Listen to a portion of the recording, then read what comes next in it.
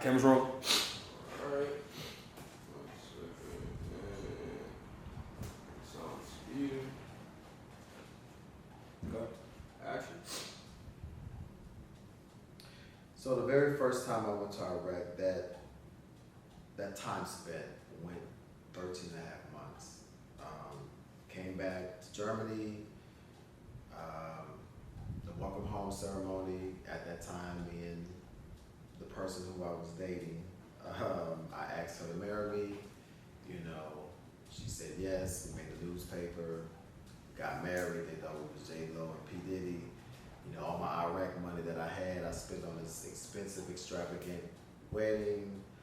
All of my homeboys was in it, you know, the uniforms. And so it was a time, grateful to be back, but something just was off, you know. You know, you try to pick up the pieces, you try to sweep it under the rug. I'm good, I'm all right, cool. Get news, hey, I'm leaving Germany. Going to the States, went to Fort Stewart. Signing into Fort Stewart. Now, I just spent 13 and a half months in Iraq, and the very thing they say is, oh, we are in training to go back to Iraq. I'm like, what do they do that at? I cannot have a moment to. So first thought is that let me just mentally prepare myself. At the time, the wife was pregnant with my first child. They were like, we're going to NTC. NTC is in California. NTC going to California was the due date to my first son being born. And they're telling me, oh yeah, you're going to training and you're not going to be here for your birth. Let me tell you something. Anybody know me? No, I don't play when it comes to my goddamn children, right? And so for my very first, I don't give up if, yeah, I'm going to be here. So I went against my first sergeant, my commander, my sergeant major, all the way up to the colonel. I asked, we was all, I said, now, with all due respect, gentlemen, I said, it seems to me like every single one of you have kids, right? I said, now, were you there for the first time yeah, were you there for the first time your child was born? Would you? I said, so why would you strip this away from me? I'm just asking the question because I'm not going. You can write me up, you can kick me out, I don't give a damn. I'm gonna be here when my first child is being born to cut the umbilical cord, to hold, to first touch. I'm gonna be present, period. And they thought, I said, well, you do have a point, guy. I said, right, I'm not asking you, I'm letting you know that I'm not going to California. I will be right here in the birth and delivery room. So they granted me to kind of rear D, which means, you know, you stay behind where everybody goes, So I was able to experience the birth of my first son, Jordan Ezekiel Gowdy. He was born, I don't know, because he might get mad at me, but he was born in September, right? And I held him his first time being a husband. Now this is my first time being a father. And active duty in the Army, had to fight to be present, you know? So after I held him, they were like, all right, you're back from California, now it's time to get ready to go to Iraq again. This particular time, the amount of time I was away was 15 and a half months. So just had a son and barely seen him and said hello. So the only thing he knew of me was pictures and when I called. This particular time in Iraq, I'll tell you this story and move on. Been there the first time, so now we here. I'm on the road every day. They make us a security team, so we on the road every time the commander go out. We on the road every time first sergeant go out. We on the road every time they need supply. We're on the road. I say put us in the back because we will just pull up the rear. Because don't have us in the front. Because again, the map is not our ministry. And so I was the NCO at the time, Sergeant Gowdy, as you can see. Had rank, so that if I had a driver, I had a gunner, and then I was in the passenger seat on the radio with the whoop. This particular time, we were given detailed instructions, right? We're leaving base to go check on the vehicle, a tank, an Army tank, to see if it could be pulled back to our base camp. We had an inspiring lieutenant who wanted to be a captain so bad. he decides to hook up, not to go see if it could, the tank, and now we are in jeopardy dragging this big ass tank that we were just to go see instructions if it could be brought back. Oh no, we're gonna take it back, we're gonna da-da-da. So the tank gets stuck as we're trying to turn a curve. Let me paint this picture. It's buildings, right? It's all of us here. The front of the convoy has to stop to make sure they protect us because we're stuck. They are the enemies shooting down fire, live rounds at us while people are out trying to make sure we get, you know what I'm saying, the curve, make sure the vehicle, da-da-da. It is fire. It's him. Oh my God, I can't believe. And I am on the radio. I'm almost shaking right now because and I'm gonna say that I could have, ended it right there for him, right? Because why would you put all of us in jeopardy because you trying to nut up and get promoted? Because, I can do this, we can bring it back. And to put all of our lives in jeopardy. Now, thank God we made it out, but baby, when we came back, I was a sergeant, but I was going in on the radio with my first sergeant, with my commander, like, what the fuck are we doing? I said, you literally almost got all of us killed because you wanted to perform, because you wanted to get promoted. I could not understand that. Oh God, we're gonna write you up, but do what the fuck you wanna do, because you put all of our lives in jeopardy and danger because you wanted to get promoted. You wanted to, we can do this, and I'm gonna show them that I can make a command decision when you failed to follow simple instructions. We made it back from Iraq. I get back home and my son looks at me like, who are you? For me, that was the worst feeling of my life because of what I had been going for 15 and a half months. You don't know who the hell I am. So therefore, our relationship had to build, it had to grow, right? So fast forward to December, I'm like, bring me back to Germany, let me go to Hawaii, let me get out of Fort Stewart because I just want a change. I'm ready to buy a house, I'm ready to settle down. They said, we are not releasing you. We're getting ready to go back to Iraq again. I said, what? At that time, I really had to pray. I'm like, God, I'm not going back. And at this time, I found out my wife at the time was pregnant with our second son. So it's almost like deja vu. It's almost like, is this life? To chance death? To play with my life? It's not, what they say now, the math ain't math. And for me, I'm like, y'all can have this rank, you can have this, I'm done. If you're not allowing me to leave, y'all send me back, I'm over it. So I'm like, release me immediately. And in the world of the military, it's called PCS. When you are, not PCS, ETS. When you're done, forgive me. You're done with your orders, you fulfilled your contract, I got out honorable discharge, got it, boom. But when you're out, you are pretty much fending for yourself. At this time, I was able to get a home, life was life-in, I'm trying to process everything, and I get to the point where the wife and I, we just not seeing eye to eye, and we pretty much separate, right? So here is the moment. We just bought a house. I'm used to seeing my kids on this side of the house, and it is completely wiped out. I'm at a point in a place where all of what I've been through, 13 months, 15 and a half months being in Iraq, dealing with depression, dealing with post-traumatic stress, dealing with loneliness, dealing with this big ass house, and I'm by myself. I couldn't even walk on that side because I'm used to putting my children to sleep, waking them up, giving them baths, made an oath to them I would never leave them, never forsake them, but yet they're being taken away from me because wife and I are not on the same page. It is a night when I am 27 years old.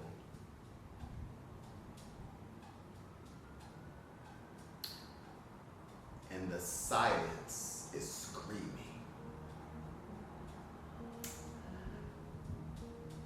I then had to make a decision because you hear voices, you come to a point in your life where I pretty much don't need to be here no more.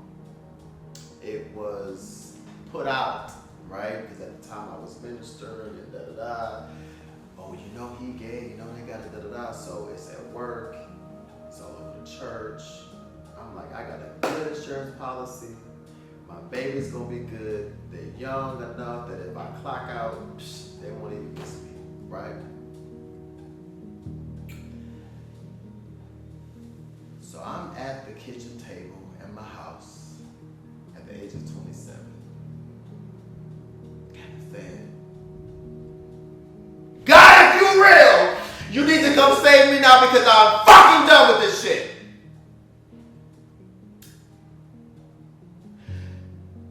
I had a handful of pills. And I'm literally looking at the pills. Saying,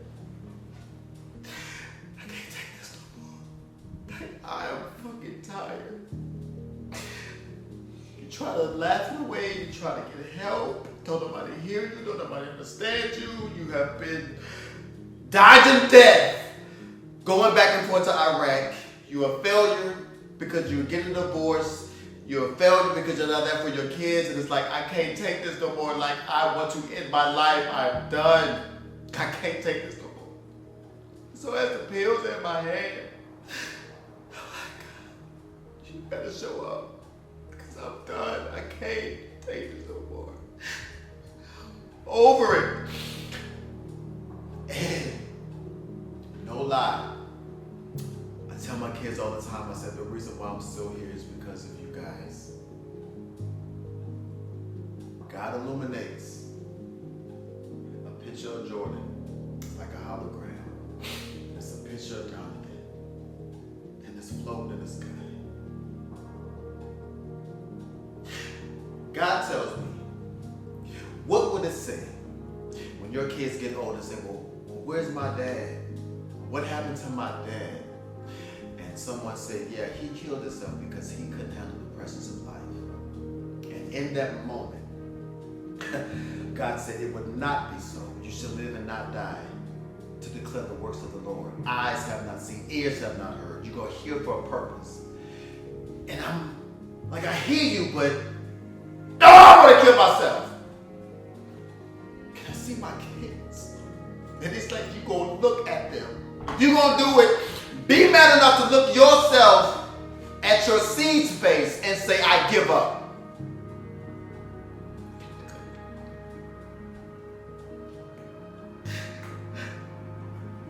I couldn't do it.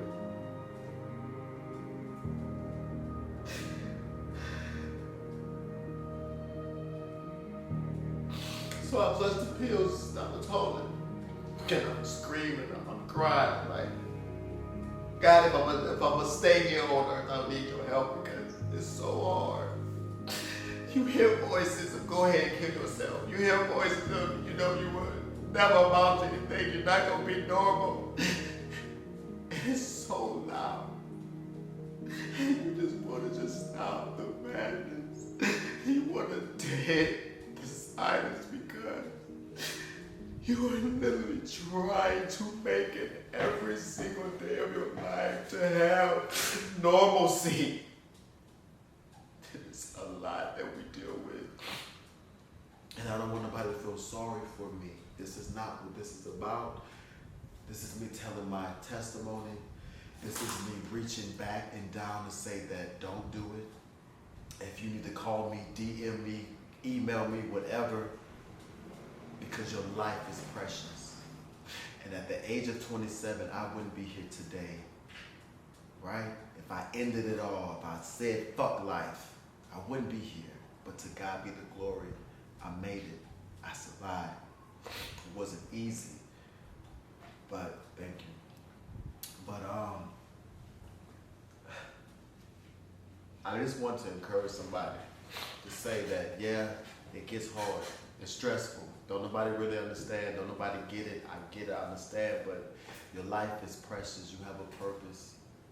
I believe in you. I'm praying for you. I want to encourage you. Don't do it.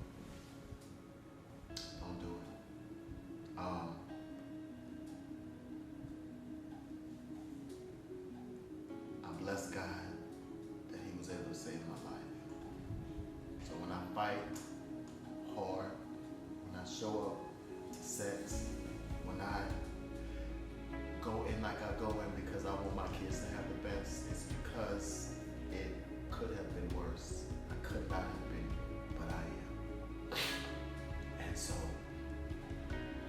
that being said, happy Veterans Day. This is Sergeant Gowdy signing off.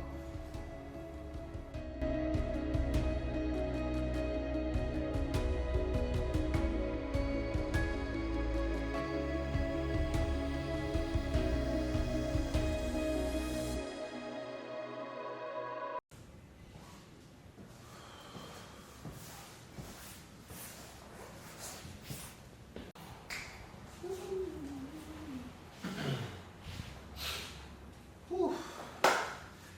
What's going on, beautiful people? This is part 3. Y'all still with me?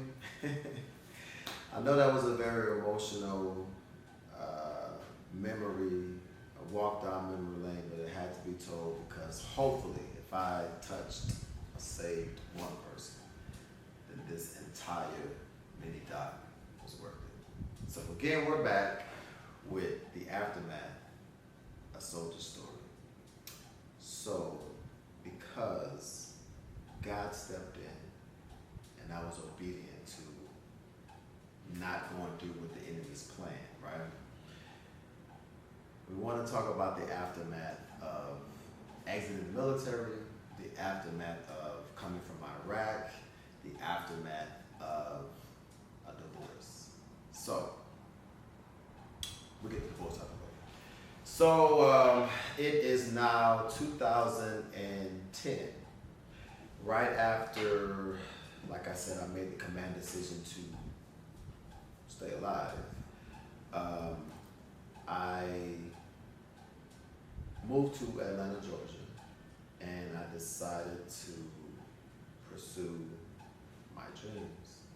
I enrolled into college. I went to the Art Institute of Atlanta, which is now diminishing before our eyes in real time now. But back then, it was a real college, right? And I studied video production.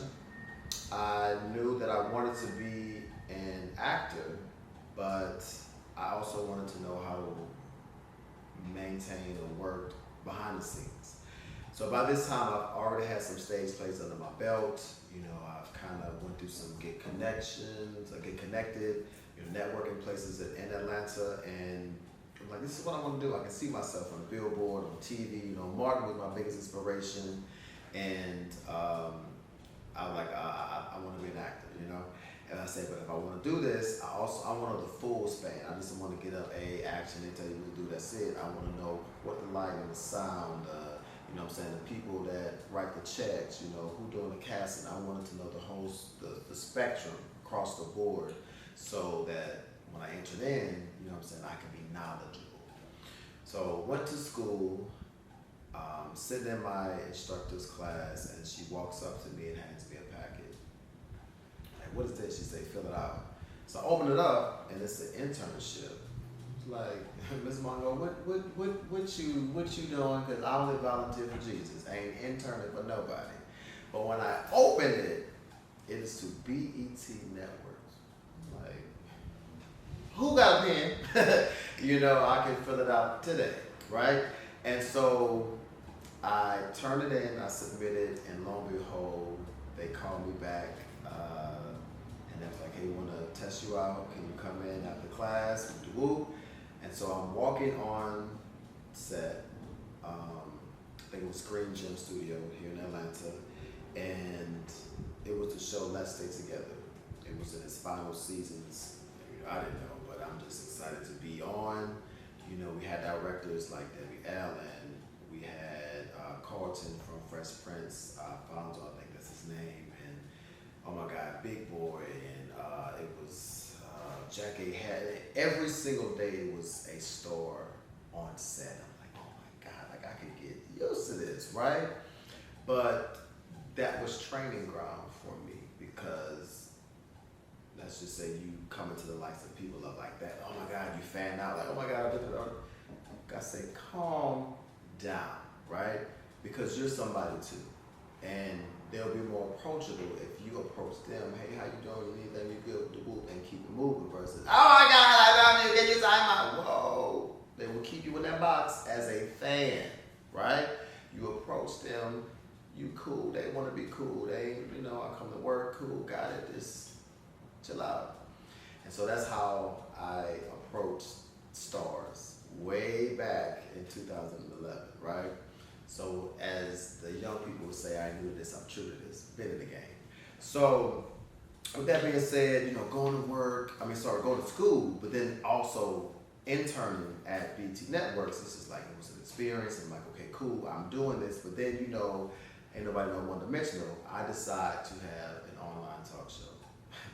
So what do? Get a crew, get a producer, get camera people, all students. We can bring out the equipment. I would get a hotel suite, we would rent it. I would bring in, celebrities or up and coming and set it up, what you like, the green room, all this kind of stuff. So building the type of character that, the person I am today, making sure that everybody's taken care of, making sure that, this is what you want to do. Let's just give some open opportunities so that we can practice, hone in, and let's perfect the craft of professionalism. And so, red carpets I did, interviewed Chrisette Michelle, walked beside Diddy, entering when it was like the BET Hip Hop Awards, and it's just so many names that I can't count. But all in leading up to when I graduated, BET hired me on. I was an intern and then I became an employee. Very monumental for me, right? But at the time, the show was ending, and I guess I didn't get picked up for Sunday Best, for other shows. I'm like, well, is the industry catty? Because I didn't kiss nobody's ass. I didn't get, picked up for another job. And I'm like, well, my work should speak for itself. Clearly wasn't the case. And at the time, my children, which they still do, live in Warner Robins. I'm in Atlanta. So I would travel because guess what? I'm a present parent, an active father that is very involved in my children's lives. And so every other weekend I would do 8 hours, 2 to drive from Atlanta to Warner Robins to pick up the kids, 2 hours to drive from Warner Robins to get back to Atlanta. We spend our weekend, gotta drive 2 hours back to drop them off, drive 2 hours back to get to Atlanta, right? So constantly on the road, constantly, making sure that I'm involved in their lives. And one road trip, visiting the kids, my youngest son was like, Daddy, look, we love you, but we be on the road a lot. And I was like, you got a point. And at that time, the ex-wife and I was going through some issues. I wanted to see my children more, and she wasn't having it. So we were back and forth in court, and I was back and forth on the road because I'm gonna make sure my point is being heard. I want to be in my children's life, and very, very difficult time for me because all I want to do is a father, and I'm just being hit with resistance, hit with, we're gonna take your life, hit with, it's just like, listen, y'all. Anyway, so dealing with all of this, coming from Iraq, coming from almost committing suicide, coming from I decided to live, coming trying to put my pieces back together, coming with I'm gonna live my dreams, and then it's like, I can't even be a dad. Yeah, something ain't right? So at this point, I had graduated. I had fired everybody from my online talk show, and I said, you know what? I'm going back to Warner Robins because I want to make sure that I'm a present father, and I want to let my children know that whatever they need, I'm gonna be available. And if you want to go to court, baby, I'm gonna be right around the corner. And so I left Atlanta in 2013 to go back to Warner Robins. I've had so many jobs, as veterans we can account, because baby, ain't no job like the military, because you get paid housing, you get paid food. And I'm my first job when I first got out, my interview when I left the military is like, y'all pay for housing, y'all have a clothing allowance. They're like, no, we don't. And so I was quickly awakened to a culture shock, and I'm like, one lady was like, with all of that, you probably need to go back to the military. But I'm like, no, I'll be all right. So with that being said, going back to Warner Robins was almost like a failure, right? trying to live my dreams out in Atlanta, trying to get a name, and the depression starts to set in because I'm not doing what I thought I needed to do, right? Start hearing the voices again. I'm like, didn't we already deja vu have this conversation? And at this time, I'm talking back to I ain't killing myself. It's not an option. It ain't gonna happen, you know. And you start commanding your life to be different than what it is. Now, back in the day, I would listen to Juanita Bynum, and she would often say, "It's your life. If you don't like it, change it." And so therefore, I'm in Warner Robins. I was a correctional officer. I worked at Planet Fitness. I worked, on base. And it just wasn't adding up. And I'm constantly telling my kids, go after your dreams, do this, be all that you can be. But yet I'm a hypocrite because I'm not doing it in my own life. And so when I left the entertainment business in 2013, God said that if you ever wanted to return, it will be here waiting for you. And so when I made the command decision to come back to Atlanta 2 years ago, I got a phone call, and it was Courtney, who I graduated with. He said, "Hey, I got this opportunity for you to be a producer. Would you be interested?" I'm like, "Yeah, cool." So I would drive. We flipped it. I was driving to see my kids, and I'm driving to go to work, right? 2 hours from Warner Robins to Atlanta to work, to do set all day, and then drive back home. I either get a hotel, that's gas, that's back and forth. All of this love, I might as well move because this is a mortgage at this point. But I was dedicated. Now I'm driving, I'm traveling, and I'm beating them there. And I'm like, y'all there 10 minutes and I drove 2 hours. I'm gonna need y'all to do better, right? So it just was some funny moments. It was the art of when I make the command decision, because I left my job before I even knew what I wanted to do. I just knew that this was not it. And God opened the door for me to come back into the entertainment world. And from then, I just decided to move back. I was in a relationship that dissolved, and I was back on my own, and I said I have all the opportunity and the fortitude to win because I have no more excuses, I have no more distractions, and it's go time. So the reason why I fight how I fight, the reason that 98% of my story is putting other people on or making sure that they get displayed, because I have a heart to help people. I don't have a jealous bone in my body, right? Because why? We all have room to grow. They have KFC, Church's Chicken, and Popeyes. If one they already got chicken, the industry already overpopulated, it would never be. So you are who you are. You are uniquely different. God used your uniqueness, to open doors, portals, opportunity, and moments for you to be successful. So dealing with all I had to deal with in the military and the aftermath, right, of I have to make sure that I'm present for my children to birth out a legacy that would be one that would be a happy memory and not a nightmare. So I go hard in the paint and I fight hard, and I want to make sure I help as many people as I can that want to be helped. Because what I'm learning now, you got to vet people. Everybody can't go, everybody can't sit, everybody can't elevate because they don't have the lung capacity to where God is taking you. So therefore, you may watch the train ride, okay? But everybody may not get a ticket to where you're going. And for me, I'm here now. I want to push as many as I can. I want to encourage. I want to inspire. I want to motivate. I'm not saying I know everything because I don't. But what I do know is me and Dad had the conversation and I knocked that bastard out. So I'm here today, becoming unstoppable. I'm here today to let you know, especially my veterans, you can do it. You can survive it. You can overcome it. You can look it in the face and tell it, mountain, be thou removed, and get to the other side of victory. I am Sir Ty, and I'm here to let you know that though I've walked through all that I've walked through, the shadow of the valley of death, when I look back over my life, there's only goodness and mercy that follows me. Not a debt to me because it wasn't my time. So I'm telling you now, pick your head up, be motivated and encouraged to get to your destiny because God is now waiting on you. This has been the Aftermath, a soldier story, and I love you all. Be blessed, and until we meet again, guess what? Stay encouraged. I'll see you on the top. Peace.